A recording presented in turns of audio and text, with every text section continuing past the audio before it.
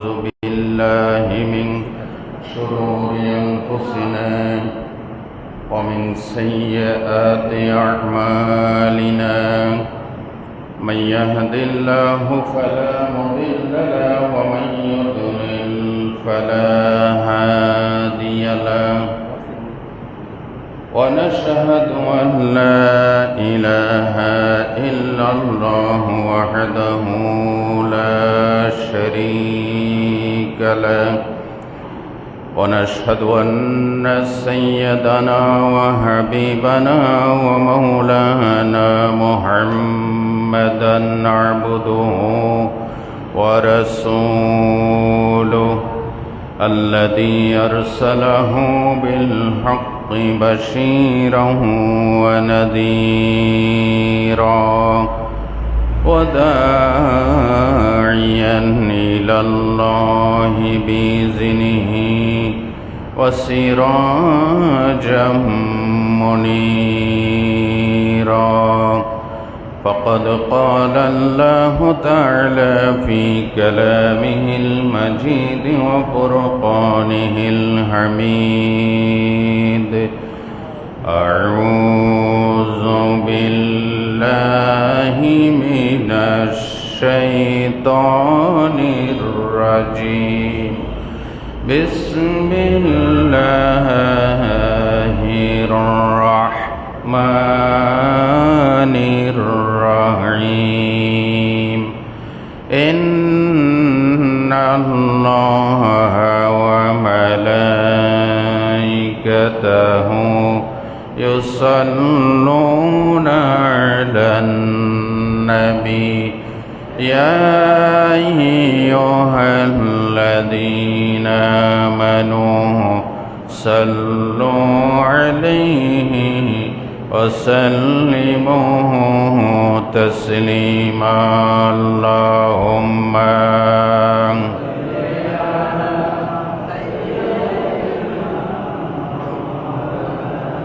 وعلى آله سيدنا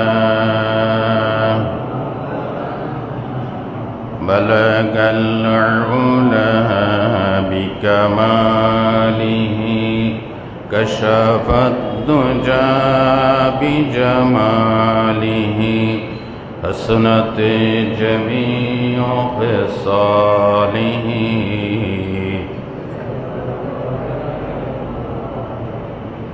खुद नाते जो रहा पर गैरों की हादी बन गए क्या नजर थे जिसने मर्दों को मसीहा कर दिया बलगल उला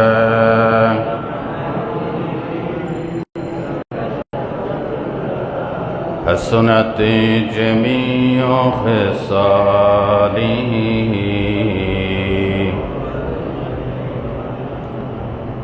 पवित्र सफर मासेर आजकेर पंचम एवं सर्वशेष जुमाय उपस्थित सर्वस्तरेर प्राणप्रिय मुसल्लिबृंद तरुण और युवक बंधुगण पर्दार आड़ाले मा एवं बोनेरा अस्सलामु आलैकुम व रहमतुल्लाहि व बाराकातुहू।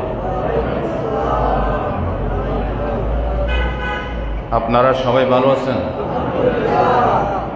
আল্লাহ দরবারে কোটি কোটি শুকরিয়া, যিনি আমাদেরকে জান্নাতের বাগানে কোরআন ও হাদিসের আলোচনার আসরে আল্লাহ পাকের আখেরি কালামে রব্বানি শোনার জন্য আল্লাহ সুবহানাহু ওয়া তাআলা আমাদেরকে আল্লাহর ঘরে আসার তৌফিক দান করেছেন। সকলে আবার বলেন আলহামদুলিল্লাহ। গত জুমায় আমি আপনাদের সামনে বলেছিলাম জান্নাতে প্রবেশকারী ব্যক্তিদের গুণাবলী কী হবে। আজকে এর দ্বিতীয় পর্বে আরও কয়েকটি গুণাবলী আলোচনা করব ইনশাআল্লাহ। গত জুমায় 5টি গুণাবলী আলোচনা করেছি। এরপরে 6 নম্বর গুণাবলী হচ্ছে যারা 2 বা 2-এর অধিক কন্যাকে লালন পালন করে সৎ পাত্রে বিয়ে দিতে পারবে ওই খাঁটি ইমানদার, ওই খাঁটি মুসলিম, আল্লাহ তাকে জান্নাত দান করবেন। শুধু জান্নাত দান করবেন না, নবীজির সাথে পাশাপাশি জান্নাত অবস্থান করবে। কন্যা সন্তান এটা আল্লাহ পাকের বিশাল নেয়ামত। পুত্র সন্তানও আল্লাহর নেয়ামত, কন্যা সন্তানও আল্লাহর নেয়ামত। তবে কন্যা সন্তান আল্লাহর পক্ষ থেকে স্পেশাল গিফট। একটা কন্যা সন্তান যখন গড়ে জন্ম লাভ করে তখন সেই মা বাবার জন্য জান্নাতের শুভ সংবাদ নিয়েই দুনিয়াতে আগমন করে। সুবহানাল্লাহ। আমাদের ভিতরে কিছু ইলিটারেট মূর্খ, যাদের ধর্মীয় জ্ঞান নাই, তারা কন্যা সন্তান হলে পরে মুখ মলিন করে ফেলে। পুত্র সন্তান হলে বন্ধু বান্ধবকে কল দেয়, বন্ধু তুমি কোথায় আছো, আমার একটা পুত্র সন্তান হয়েছে, আসো মিষ্টি খেয়ে যাও। শ্বশুর বাড়িতে মিষ্টি পাঠায়, বন্ধু বান্ধবের বাড়িতে মিষ্টি পাঠায়। কিন্তু কন্যা হলে কাউকে লজ্জায় বলতেও দ্বিধাবোধ করে। এরকম আছে কিনা? বড়ি বড়ি আছে। এই কথাটা আল্লাহ রব্বুল আলামিন সূরাতুন নাহলের ৫৮ নম্বর আয়াতে তুলে ধরেছেন। এটা জাহেলি যুগে তাদের জেহালত, তাদের মূর্খতা এত নিম্ন পর্যায়ে গিয়েছিল, তারা কন্যা সন্তানকে জীবন্ত কবর দিত। বলেন নাউজুবিল্লাহ। আল্লাহ রাব্বুল আলামিন বলেন, ওয়াইদা বুশিরা আহাদুকুম বিল উনসা যাল্লা ওয়াজহুহু মুসওয়াদ্দান ওয়া হুয়া কাযীম। তাদের অভ্যাস এরকম ছিল, যখন কোনো কন্যা সন্তানের শুভ সংবাদ দেয়া হতো তখন তাদের চেহারা মলিন হয়ে যেত। কষ্টে, চিন্তায়, টেনশনে তাদের ক্লিষ্ট, মনটা ক্লিষ্ট হয়ে যেত। বলেন নাউজুবিল্লাহ। আল্লাহ রাব্বুল আলামিন বলেন, কন্যা সন্তান আমার নেয়ামত। কারো যদি বারবার কন্যা সন্তান হয়, এই জন্য স্ত্রীকে অনেকে দায়ী করে যে তোর বারবার কন্যা সন্তান হচ্ছে, তোকে তালাক দিয়ে দেব। বাংলাদেশে এরকম ঘটনা আছে না? আছে, আছে। সম্মানিত ভাইরা, কন্যা সন্তান হলে স্ত্রীকে কেন দায়ী করবেন? এই স্ত্রীর সন্তান তো এমনি এমনি আসে নাই, স্বামী স্ত্রীর মিলনের মাধ্যমে এসেছে। ঠিক না বেটি? কন্যা সন্তান হলে যদি স্ত্রীকে দোষারোপ করা যায়, তাহলে আমি বলি সর্বপ্রথম দোষারোপ করতে হবে স্বামীকে। কারণ স্বামী যদি স্ত্রীর নিকটে না যেত তাহলে কোনো সন্তান হতো। আল্লাহ রাব্বুল আলামিন বলেন সূরাতুশ শুরা ৪৯ এবং ৫০ নম্বর আয়াত, আল্লাহ পাক বলেন, ইয়াহাবু লিমান ইয়াশাউ ইনাসা ওয়া ইয়াহাবু লিমান ইয়াশাউ যুকুর আও ইউযাব্বিজুহুম যুকরানা ওয়া ইনাসা ওয়া ইয়াজআলু মান ইয়াশাউ আকিমা।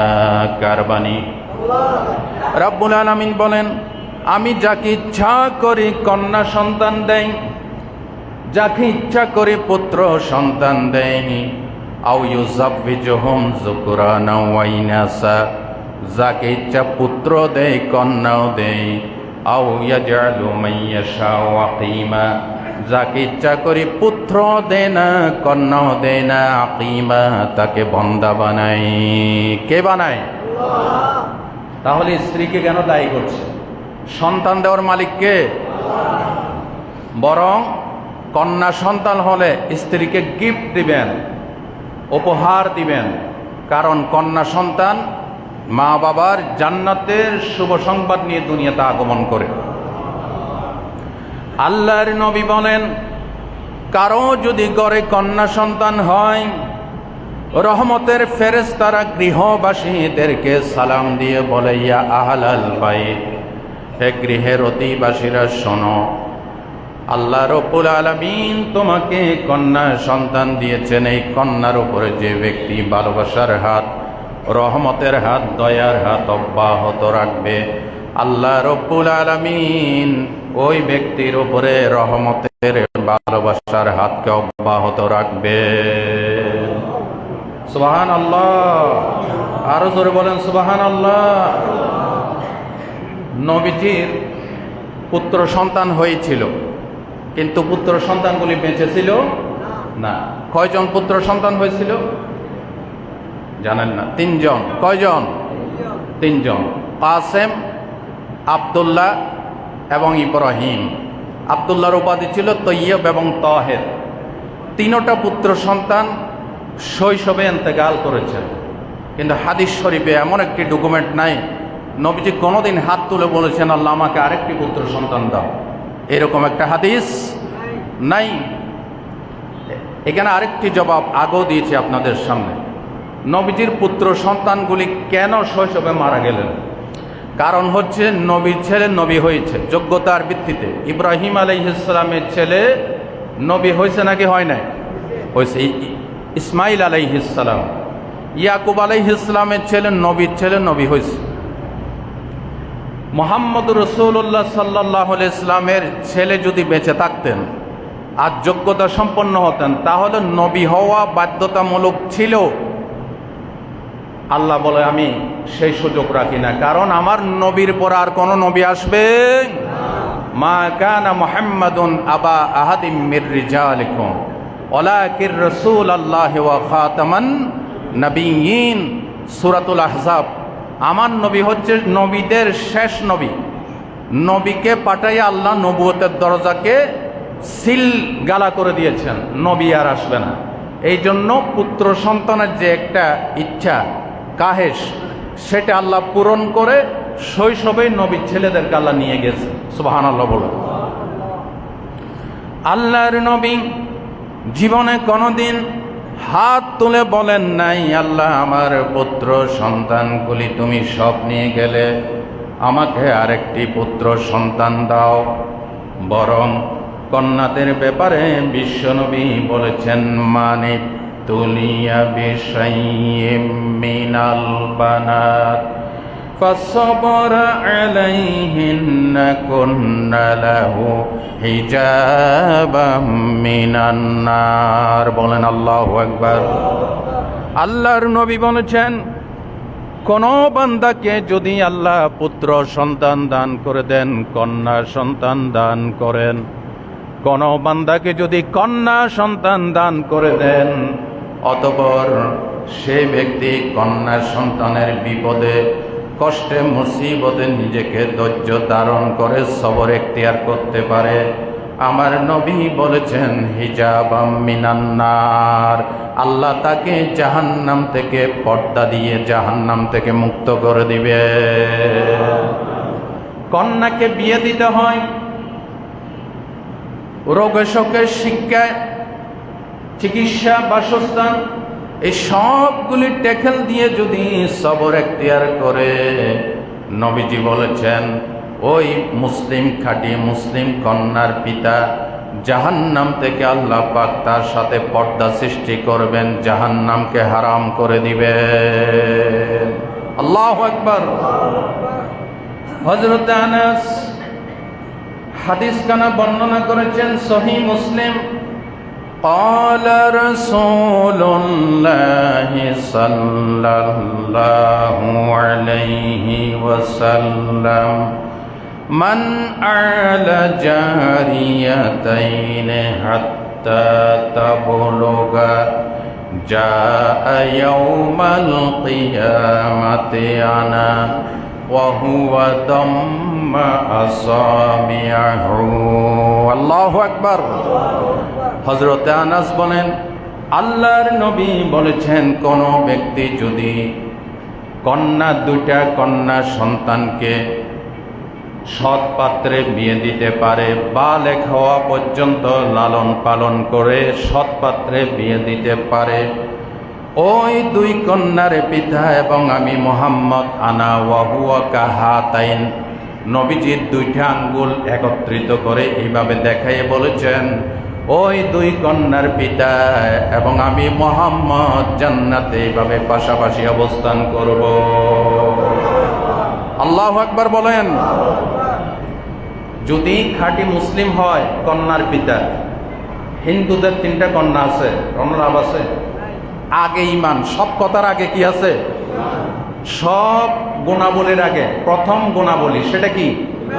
ইমান। ইমান ইসলামের ভিতরে যদি থাকে তাহলে, হ্যাঁ আপনার তিনটা কন্যা আছে, তিনটা কন্যা তিনটাই মিসগাইডেড, বেপরদা, জিন্সের প্যান্ট পরে মার্কেটে মার্কেটে ঘুরে, এখানে উল্টো হবে হাদিস। এখানে হবে ওই তিন কন্যার পিতা কন্যাদের বেপরদিগির দায়ে, নাফরমানির দায়ে তিন কন্যার পিতা জাহান্নামে ঢুকবে। ঠিক কিনা? কোথায় ঢুকবে? জাহান্নাম। কন্যাদেরকে যদি বালেগ হওয়া পর্যন্ত পর্দা পর্শিদা শিখে যায়, ইমান ইসলাম শিখিয়ে তাদের কষ্ট মুসিবতগুলি সহ্য করে সৎপাত্রে বিয়ে দিতে পারে, ওই খাঁটি মুসলিম এবং মুহাম্মদ সাল্লাল্লাহু আলাইহি ইসলাম বলেন, আমি গ্যারান্টি দিচ্ছি পাশাপাশি জান্নাতে অবস্থান করব। তাহলে এটা বিশাল একটা গুণাবলী। যাদের কন্যা সন্তান আছে, জান্নাতে ঢোকার আল্লাহ রাস্তা খুলে দিয়েছেন। কন্যাদেরকে দ্বীনি তালিম দেন, মাদ্রাসায় পড়ান, কোরআন হাদিসের জ্ঞান দেন, তাদেরকে পর্দাশীলা করেন, কোরআন তেলাওয়াত করান। রাসূল পাক সাল্লাল্লাহু আলাইহি ইসলাম বলেছেন, ওই তিন কন্যার পিতা, দুই কন্যার পিতা আমি মুহাম্মদের সাথে জান্নাতে প্রবেশ করব। গেল 6 নম্বর। 7 নম্বর, ইয়াতিমের লালন পালনকারী। নবীজি বলেছেন, আমার সাথে, আমি মুহাম্মদের সাথে জান্নাতে থাকব। কত বড় কথা চিন্তা করছেন? যার পারমিশন ছাড়া কোন নবীও জান্নাতে প্রবেশ করতে পারবে না। যিনি জান্নাতে কদম না রাখলে জান্নাত উদ্বোধন হবে না। ওই রাহমাতুল লিল আলামিন বলতেছেন যে ইয়াতিমের লালন পালনকারী ইমানদার মুসলিম পিতা আমি মুহাম্মদের সাথে জান্নাতে থাকব। এই পৃথিবীতে সবচেয়ে বড় এতিম ছিলেন মুহাম্মদুর রাসূলুল্লাহ সাল্লাল্লাহু আলাইহি ওয়াসাল্লাম। দুনিয়াতে আসার আগে বাবার এতিম হয়ে গেলেন। 6 বছর বয়স যখন হয়েছে, আল্লাহ পাক বলেন, ও নবী, আপনার মুখ থেকে আমি মা ডাক তুলে নেব, মায়ের ছত্র ছায়ায় আপনাকে রাখবো না। মাত্র 6 বছরের শিশু মুহাম্মদ সাল্লাল্লাহু আলাইহি ওয়াসাল্লাম। আল্লাহ রাব্বুল আলামিন বলেন, আলাম ইয়াজিদকা ইয়াতীমান ফাআওয়া ওয়া ওয়াজাদাকা দাল্লান ফাহাদা। কোরআন শরীফ আছে না নাই? আমপারার ভিতরে সূরাতুদ দোহা। রব্বুল আলামিন বলেন, ও নবী, আমি কি আপনাকে এতিম অবস্থায় পাই নাই? আমি কি আপনাকে আশ্রয় দেই নাই? এই পৃথিবীতে এতিমের সর্দার, এতিমের দুঃখ দুর্দশা মোচনকারী আমার নবীর চাইতে বড় কেউ ছিল না। আমার নবীজি বলেছেন, ক্বালা রাসূলুল্লাহি সাল্লাল্লাহু আলাইহি ওয়াসাল্লাম, আনা ওয়া কাফিলুল ইয়াতীমি ফিল জান্নাতি হাকাযা ওয়া আশারা বিস সাবাবাতি ওয়াল বুসতা ওয়া ফাররাজা বাইনাহুমা শাইআ। জোরে জোরে বলেন আল্লাহু আকবার। সহিহ আল বুখারীর হাদিস। রাহমাতুল লিল আলামিন বলেন, আমি এবং এতিমের তত্ত্বাবধানকারী জান্নাতের ভিতরে এমনভাবে থাকব, আশারা বিস সাবাবাতি ওয়াল উসতা। নবীজি এই যে শাহাদাত আঙ্গুল আর মধ্যম আঙ্গুল, এই দুইটা একত্রিত করে মাঝখানে সামান্য ফাঁক রেখে বলেছেন, ওই এতিমের তত্ত্বাবধানকারী, ও এতিমের পিতা মাতা এবং আমি মুহাম্মদ এইভাবে জান্নাতে অবস্থান করব। আল্লাহু আকবার বলেন। নবীজি গ্যারান্টি দিয়েছেন ওই এতিমের পিতা যদি ইমানদার হয়, মুসলিম হয়, তাহলে বিশাল একটা জান্নাতে যাওয়ার রাস্তা এতিমের লালন পালনকারী। আমাদের দেশে তো এতিমের প্রতি সদ্ব্যবহার করা হয় না, বরং সবচাইতে দুর্ব্যবহার করা হয় এতিমের প্রতি। হাদিস তো অনেক, কয়টা বলতাম, আল্লাহু আকবার। এগুলি মুখস্থ করেছে আরো 14 বছর আগে। একটা একটা একটা একটা বলতে গেলে ঘন্টার পর ঘন্টা যাবে। কোরআন হাদিসের কথা শুনতে ভালো লাগে না খারাপ লাগে? আলহামদুলিল্লাহ বলেন। যতক্ষণ মসজিদে বসে আছেন জান্নাতের বাগানে বসে আছেন। আল্লাহু আকবার। আর খেলার অনুষ্ঠানে, সিনেমা হলে যতক্ষণ বসেন কোনো সওয়াব হবে? আরো জোরে বলেন, সওয়াব হবে? নবী করিম সাল্লাল্লাহু আলাইহি ওয়াসাল্লাম যখন বয়ান শুরু করতেন, সাহাবীদের খানা পিনার খবর থাকতো না। আরো জোরে বলেন আল্লাহু আকবার। বড় পীর আব্দুল কাদের জিলানী রাহমাতুল্লাহ আলাইহি যখন ওয়াজ শুরু করতেন, ওনার জীবনীতে আসছে কয়েকজন লোক ওইখানে বেহুশ হয়ে পড়ে যাইতেন। আল্লাহু আকবার। কারণ এগুলি আল্লাহর নূর। কোরআন শরীফ আল্লাহর কি? কোরআন শরীফ হচ্ছে ওহী মাতলুব, আর হাদিস শরীফ হচ্ছে ওহী গায়রে মাতলুব। একটা নামাজে পঠিত হয়, এটা হচ্ছে ওহী মাতলুব, আর হাদিস শরীফও আল্লাহর ওহী, কিন্তু নামাজে পঠিত হয় না, ওটা হচ্ছে ওহী গায়রে মাতলুব। দুটাই আল্লাহর বাণী। বলেন সুবহানাল্লাহ। কি বলেন? আল্লাহর বাণী শুনতে ভালো লাগে না? ভালো লাগে না খারাপ লাগে? আলহামদুলিল্লাহ। ইয়াতিমের, আমাদের দেশে ইয়াতিমের প্রতি দুর্ব্যবহার করা হয়। সুনান ইবনে মাজার বর্ণনায় রাসূল বলেন, মুসলিম সোসাইটির ভিতর ওই গড়টা সবচেয়ে উত্তম গড়, যে গড়ে একজন ইয়াতিম আছে, ইয়াতিমের প্রতি সদ্ব্যবহার করা হয়, ওই গড়টা হচ্ছে সবচেয়ে উত্তম গড়। একই হাদিসে নবীজি বলেন, মুসলিম সোসাইটির ভিতরে ওই গড়টা সবচেয়ে নিকৃষ্ট গড়, যেই গড়ে একজন এতিম আছে, এতিমের প্রতি দুর্ব্যবহার করা হয়। নাউজুবিল্লাহ বলেন। আমাদের দেশে আগেও বলেছি, বাবা মারা গেছে বা মা মারা গেছে, কেউ নাই, চাচা জ্যাঠা, এরপরে লালন পালনের নাম করে 7, 5, 14 করে আইনের মারপেচ দেখি এক পর্যায়ে দেখা যায় তার জায়গা সম্পত্তি সবকিছু অবৈধ দখল করে তাকে পরে ওই এতিমকে ভিক্ষা থাল নিয়ে পথে পথে ঘুরতে হয়। আছে না নাই এরকম? আরো জোরে বলেন, আছে না নাই?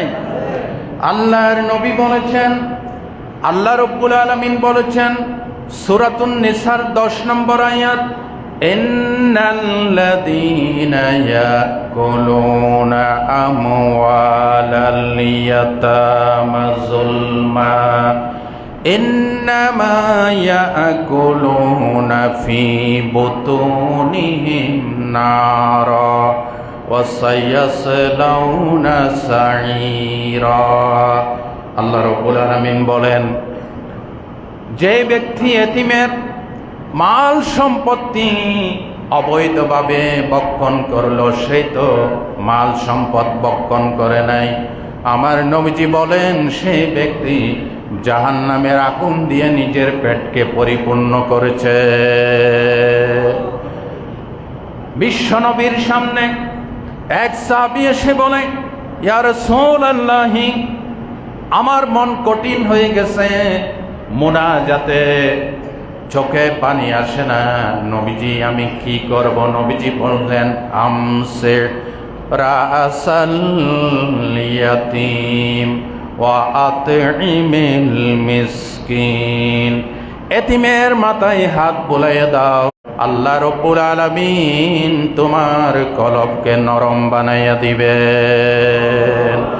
দুঃখীদের প্রিয়জন, গরিবের সহায়, দুঃখীদের প্রিয়জন, গরিবের সহায় শুনিয়াই। তোমার নামে দরুদ পড়ি উম্মত গুনাহগার, তোমার মতো প্রিয়তম নাই তো কেহ আর। নবী চাইতে প্রিয় আছে? তোমার নামে দরুদ পড়ি উম্মত গুনাহগার, তোমার মতো প্রিয়তম নাই তো কেহ আর। মন যে আমার ছুটে যায় সোনার মদিনায়, সোনার মদিনায়।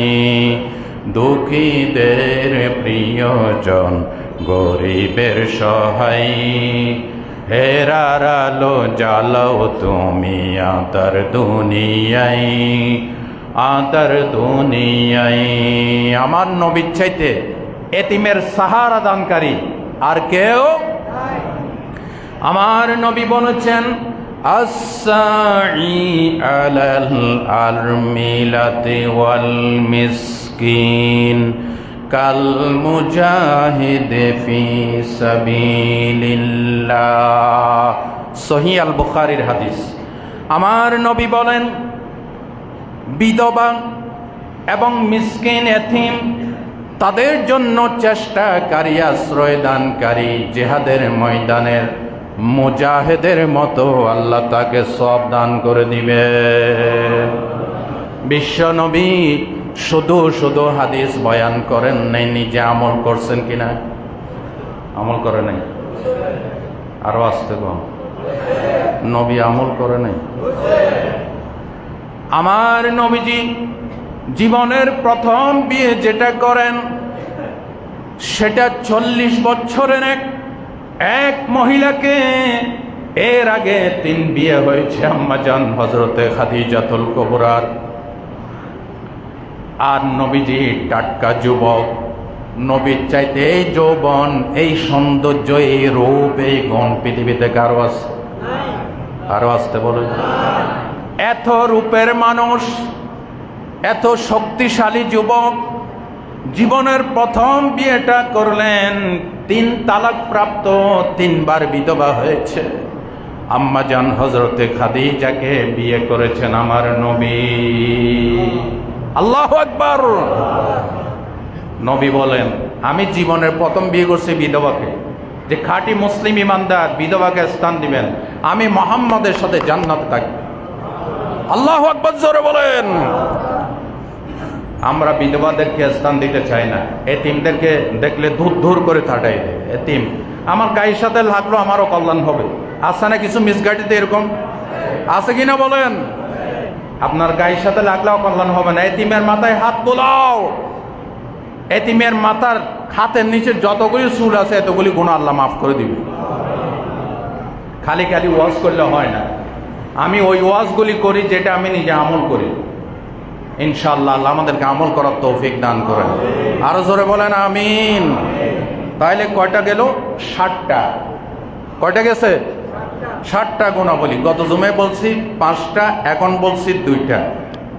8ম নাম্বার, আল্লাহর পথে জিহাদকারী। নবীজি বলছেন, মুসলিম ইমানদার আল্লাহর পথে জিহাদকারী সে জান্নাতে যাবেই, কোনো ভুল।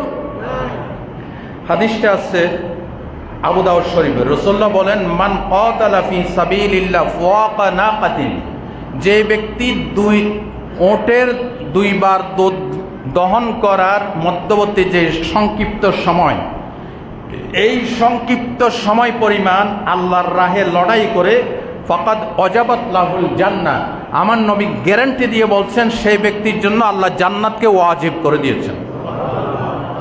এই পৃথিবীতে সবচাইতে বড় মুজাহিদ কে বলেন? নাম জানেন? মুহাম্মাদুর। তাহলে এবার আবার বলেন, সবচাইতে বড় মুজাহিদ কে ছিলেন? সাল্লাল্লাহু। এরপরে সমস্ত নবীরা সবাই মুজাহিদ ছিলেন, জিহাদকারী। জিহাদের বাইরে কেউ ছিল না। সমস্ত সাহাবীরা মুজাহিদ। ইমাম হুসাইন মুজাহিদ, ইমাম হাসান মুজাহিদ, হযরত আমির হামজা মুজাহিদ, আবু বকর মুজাহিদ, উসমান মুজাহিদ, আলী মুজাহিদ, ওমর মুজাহিদ, আব্দুর রহমান ইবনে আওফ মুজাহিদ। কোনটা বলবেন?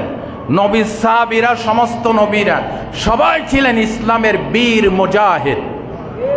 আল্লাহু আকবার বলেন। আমরা কি কাপুরুষ হইতে চাই নাকি বীর মুজাহিদ হইতে চাই? কি হতে চায়? বীর মুজাহিদ। প্রয়োজনে আল্লাহর জন্য, রসুলের জন্য হক কথা বলে আল্লাহর রাহে লড়াই করে জীবন দিয়ে দেব, কোনো পরোয়া নাই, কোনো পরোয়া নাই। মানুষের জন্য জীবন দিতে পরোয়া করে না, আল্লাহর জন্য জীবন দিতে পরোয়া করে মুসলমান। ঠিক কিনা বলেন? চুরি করতে গিয়ে মারা যায়, কোনো পরোয়া নাই। ডাকাতি করতে গিয়ে মারা যায়, কোনো পরোয়া নাই। নিজের জায়গা জমি নিয়ে কিলাকিলি করে মারা যায়, কোনো পরোয়া নাই। এগুলি দিয়ে যদি জীবন দেওয়া যায়, আমার আল্লাহর জন্য, রসুলের জন্য কেন জীবন দিতে পারবো না? ইনশাআল্লাহ পারবো। পারবো? আল্লাহ আমাদেরকে কবুল করেন, বলেন আমিন। জীবনের মালিক তুমি প্রভু, তোমার কাছে তাই সপেছে জীবন, দিনের পথে কবুল করে দাও তুমি আমায় শহীদি মরণ। আমিন বলেন জোরে।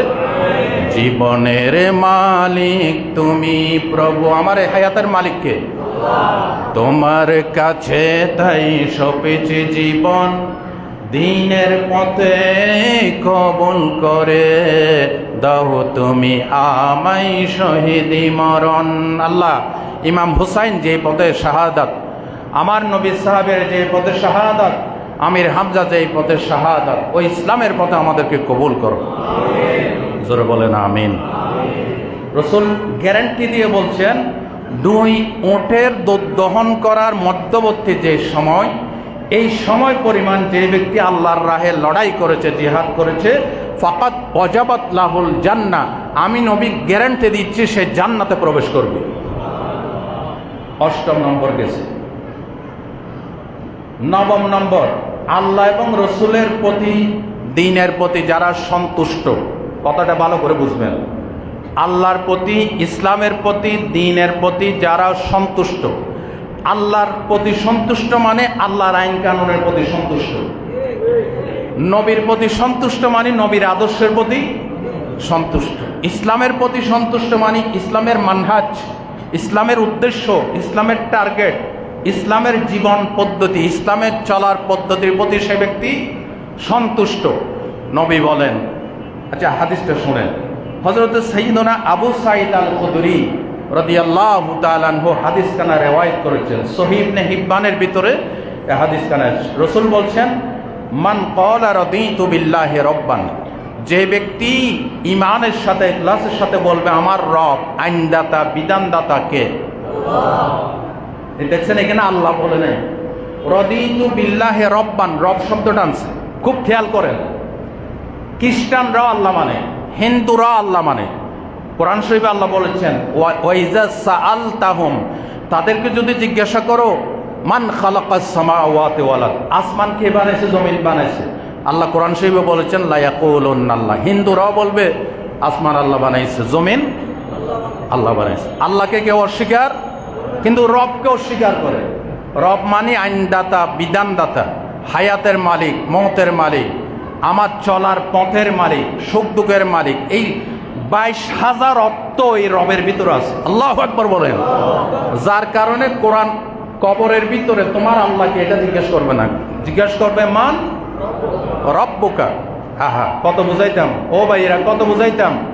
রবকে যাতে বলে না যায়, নামাজের প্রত্যেক স্টেপে স্টেপে ঢুকা মাত্র আলহামদুলিল্লাহি রাব্বিল আলামিন, রুকুতে যান সুবহানা রব্বিয়াল আজিম, সিজদায় যান সুবহানা রব্বিয়াল আলা, রুকু থেকে দাঁড়াইয়া সামি আল্লাহু লিমান হামিদ, এরপরে রব্বানা ওয়ালাকাল হাম। শুধু রব রব রব রব। তোমার মুখে যাতে রবের শিক্ষা প্রতিষ্ঠিত হয় তোমার জীবনে, নামাজে, চলায় বলায়, সব জায়গায় রব, সুবহানাল্লাহ বলেন। কবরে ঢুকার সাথে সাথে প্রথম প্রশ্ন মান রব। আর এখানে রাসূল বলছেন, মিলাই নেন, রাদিতু বিল্লাহি রাব্বান, যারা আল্লাহকে আইনদাতা, বিধানদাতা মানছে, সুবহানাল্লাহ বলেন। অবিল ইসলামে দীনা, ইসলামকে জীবন চলার টার্গেট, পথ নির্ণয় করেছে। অবে মুহাম্মাদিন নবিয়্যা, মুহাম্মদ সাল্লাল্লাহু আলাইহি ওয়াসাল্লামকে একমাত্র আদর্শ বানিয়েছে। রাসূল গ্যারান্টি দিয়ে বলছেন, ওয়াজাবাত লাহুল জান্নাহ, তার জন্য জান্নাত ওয়াজিব। আরো আস্তাগফিরুন, সুবহানাল্লাহ। তার জন্য জান্নাত কি ওয়াজিব। সম্মানিত ভাইরা, আমার নবীজি আরো বলেছেন, সহিহ তারগীবের বর্ণনা, ইমাম তাবরানী মুজামুল কবিরে ওলামায়ে কেরামের জন্য উল্লেখ করছি ইমাম তাবরানী মুজামুল কবিরে হাদিস কানা নিয়ে এসেছেন, মান ক্বালা ইযা আসবাহা রাদিতু বিল্লাহি রাব্বা ওয়া বিল ইসলামি দীনা ওয়া বিমুহাম্মাদিন নাবিয়্যা ফাআনা যাঈম। আল্লাহু আকবার। আমার নবী বলেন, কোন ঈমানদার নরনারী সকালবেলা ঘুম থেকে জাগ্রত হয়ে যদি বলে আমার রব আল্লাহ, আমার আইনদাতা আল্লাহ, রদিতু বিল্লাহি রব্বা, এই বাক্যটা যদি পড়ে, অবিল ইসলামে দীনা অবি মুহাম্মাদিন নাবিয়্যা, এই বাক্যটা যদি পড়ে, নবী বলেন ফাআনা যাঈম, আমি জিম্মাদার। লা খাজান্না, খুব খেয়াল করেন, লা খাজান্না, আমি অবশ্যই তার হাত ধরব বিয়াদিহি। আল্লাহু আকবার। মুহাম্মদ সাল্লাল্লাহু আলাইহি ওয়াসাল্লাম বলেন লা খাজান্না বিয়াদিহি, কিয়ামতের কঠিন হাসরের ময়দানে আমি মুহাম্মদ তাকে তালাশ করে তার হাত ধরব, হাত্তা আদখিলাহুল জান্নাহ, শেষ পর্যন্ত জান্নাতে ঢুকাইয়া এরপর আমি ক্ষান্ত হব। কত বড় কথা চিন্তা করছেন। যারা সকালবেলা ঘুম থেকে জাগ্রত হয়ে কি বলবে, মান রাদিতু বিল্লাহি রব্বান, বলেন রাদিতু বিল্লাহি রব্বান অবিল ইসলামে দীনান অবি মুহাম্মাদিন নাবিয়্যা। এটা এমনি না, মন থেকে দিল থেকে বাস্তবে মেনে বলতে হবে। একদিকে আল্লাহকে রব হিসেবে ঘোষণা দিয়ে ওইদিকে আল্লাহর রবের আইনের বিদ্যাঙ্গুলি দেখেন, টোটো কিছু না। এই রাদিতু বিল্লাহি রব্বান বলার কোনো দাম নাই। খাঁটিভাবে মন থেকে মেনে সকালবেলা যারা বলবে, নবী বলেন লা খাজান্না বিয়াদি, আমি তার হাত ধরবো, এমনি জান্নাত না। দেখেন কত কত নিশ্চয়তা দিচ্ছে নবী, আমি নবী তার হাত ধরে জান্নাতে না ঢুকানো পর্যন্ত আমি ক্ষান্ত হব না। এটার নামই ইসলাম। এই তিনটা কথার ভিতর কি ইসলাম। আর এই বাক্যটা যদি মুয়াজ্জিনের আজানের সময় পড়েন, সহিহ মুসলিমের হাদিস, রাসূলুল্লাহ বলছেন মান ক্বালা হিনা ইয়াসমাউল মুয়াজ্জিনা, মুয়াজ্জিনের আজান যখন শুরু হয়, যে ব্যক্তি বলবে আশহাদু আল্লা ইলাহা ইল্লাল্লাহ ওয়াহদাহু লা শারীকা লাহু ওয়া আন্না মুহাম্মাদান আবদুহু ওয়া রাসূলুহু রাদিতু বিল্লাহি রাব্বান ওয়া বিল ইসলামি দীনান ওয়া বিমুহাম্মাদিন রাসূলা গুফিরা লাহু যামবু। রাসূল বলেন মুয়াজ্জিনের আযান শুরু হলে যে ব্যক্তি এই এতটুকু বাক্য পাঠ করবে, তার সারা দিনের সমস্ত গুনাহ মাফ করে দেওয়া। কোথায় আছেন? ইসলাম কোথায় পড়ে রয়েছে? আল্লাহ আমাদেরকে আমল করার তৌফিক দান করে। এই সবগুলি আমল আমি নিজে করি, এই জন্য আপনাদেরকে বলছি। আমি নিজে আমল না করে আপনাদেরকে বললে কোনো ফায়দা হবে? আজানের সময় এটা পড়বেন না ইনশাআল্লাহ, আশহাদু আল্লা ইলাহা ইল্লাল্লাহ ওয়াহদাহু লা শারীকা লাহু ওয়া আন্না মুহাম্মাদান আবদুহু ওয়া রাসূলুহু। এরপরে বলবেন রাদিতু বিল্লাহি রাব্বান ওয়া বিল ইসলামে দীনান ওয়া বিমুহাম্মাদিন রাসূলুহু। পাঠ করতে পারবেন ইনশাআল্লাহ। আল্লাহ আমাদেরকে তৌফিক দান করুন, বলেন আমিন। 10 নম্বর, ঝগড়াঝাটি পরিহারকারী। নবীজি গ্যারান্টি দিয়েছেন আর তাকে আল্লাহ জান্নাত দান করবেন। আপনি রাইট পয়েন্টে আছেন, আপনি সত্য পথে আছেন, আরেকজন অবৈধভাবে এসে আপনার সাথে ঝগড়া জুড়ে দিয়েছে, আপনি সবর এখতিয়ার করছেন, তার সাথে তর্ক বিতর্কে জড়াচ্ছেন না। আপনি জানেন যে আপনি ঝগড়া করতে পারবেন, কিন্তু করতেছেন না। আল্লাহর নবী বলেন আনা যাঈমুন বিবাইতিন ফি রাবাদিল জান্নাহ লিমান তারাকাল মিরাআ ওয়া ইন কানা মুহিক্কা। রাওয়াহু আবু দাউদ, সুনান আবু দাউদের বর্ণনা। রাসূল বলেন যে ব্যক্তি ঝগড়া করার হকদার কিন্তু করতেছে না, নবী বলেন আমি গ্যারান্টি দিচ্ছি জান্নাতের মাঝখান বরাবর তার জন্য একটা বাড়ি নির্মাণ করব। এখানে গুলশানে বনানীতে, আমাদের চট্টগ্রামের কুলশিতে বাড়ি বানানোর জন্য কি চেষ্টা প্রচেষ্টা, রাতের আরাম, রাতের খানাপিনা, রাতের ঘুম, দিনের খানাপিনা সব হারাম। এই দুনিয়ার বাড়িতে আপনি থাকতে পারবেন? আহা, যে বাড়ি এত কষ্ট করে ঘুষের টাকা সুদের টাকা দিয়ে বানাইছেন, মৃত্যুবরণ করার 1 ঘন্টাও হয় নাই, ছেলে বলে তাড়াতাড়ি দাফনের ব্যবস্থা করো, স্ত্রী বলে তাড়াতাড়ি দাফনের ব্যবস্থা করো, ঘরে আর জায়গা হবে না। যে স্ত্রীর জন্য, যে সন্তানের জন্য হালাল হারাম তোয়াক্কা না করে খোদাকে শত্রু, আল্লাহকে শত্রু বানিয়ে রাখছেন, রাত্রিবেলা যদি মরেন আপনার স্ত্রী বলবে আমার স্বামীর মৃত লাশের পাতে বসতে আমার ভয় লাগে, ঠিক কিনা? যেই সন্তানের মুখে চুমু না দিলে শান্তি পান না, এই সন্তান বলবে মা বাবার মৃত লাশের পাশে বসতে আমার ভয় লাগে। কত নিষ্ঠুর এই পৃথিবী, কত কঠিন এই পৃথিবী। এই পৃথিবীকে হালাল হারাম তোয়াক্কা না করে বাড়ি গাড়ি ইন্ডাস্ট্রি করার জন্য মরতেছেন, কিন্তু যে আল্লাহ মৃত্যুর পর আপন হবেন 24 ঘন্টার আমল দিয়ে সে আল্লাহকে শত্রু বানিয়ে রাখছে, ঠিক কিনা বলেন? রাসূলুল্লাহ বলেছেন। যাই হোক, তাহলে রাসূল বলছেন যারা ঝগড়া করার হকদার, ঝগড়া করতেছে না, সবর এখতিয়ার করছে, আমি নবী গ্যারান্টি দিচ্ছি জান্নাতের মাঝখান বরাবর তার জন্য একটা বাড়ি বানাবো। আর এই ঝগড়া যদি কোরআনের ব্যাপারে হয়, রাসূল বলছেন আবগাদুর আল মার আল মিরাউ ফিল কোরআনে কুফরুন, সহিহ মুসলিমের, সহিহ বুখারীর হাদিস। কোরআনের ব্যাপারে যদি কেউ ঝগড়া করে সাথে সাথে কুফরি হয়ে যাবে, সাথে সাথে কি হয়ে যাবে? কুফরি হবে। আর এমনি দুনিয়ার নর্মাল ঝগড়া জাঠি এগুলি যদি আপনার সম্ভব হয়, সবর এখতিয়ার করবেন। সবর এখতিয়ার করলে নবী বলেন জান্নাতের মাঝখানে আমি তার জন্য একটা বাড়ি বানাবো। সুবহানাল্লাহ বলতে ইচ্ছে করে না? সাইয়েদনা আবু বকর সিদ্দিকের সাথে এক ব্যক্তির ঝগড়া হচ্ছে, নবীজি সেখানে বসা। সাইয়েদনা আবু বকর সিদ্দিক, ওই ব্যক্তি খালি একটার পর একটা বকর বকর বকর বকর ফটফট গালিগালাজ করতেই আছে। সাইয়েদনা আবু বকর সিদ্দিক নিশ্চুপ। হঠাৎ করে সাইয়েদনা আবু বকর সিদ্দিক রাদিয়াল্লাহু তাআলা আনহু তার একটা কথার জবাব দিয়ে দিলেন। নবীজি এতক্ষণ মুস্কি মুস্কি হাসছিলেন। সাইয়েদনা আবু বকর যখন তার কথার প্রতিবাদ করলেন, নবীজি মুখ মলিন করে সেখান থেকে উঠে চলে গিয়েছে। সাইয়েদনা আবু বকর নবীর পিছনে পিছনে দৌড়াই বলেন, ইয়া রাসূলুল্লাহ, আমি কি অপরাধ করেছি এতক্ষণ এই ব্যক্তি আমাকে গালি দিয়ে আপনি মুস্কি মুস্কি হাসেন? আমি যখন প্রতিবাদ করলাম আপনি মুখ মলিন করে চলে যাচ্ছেন।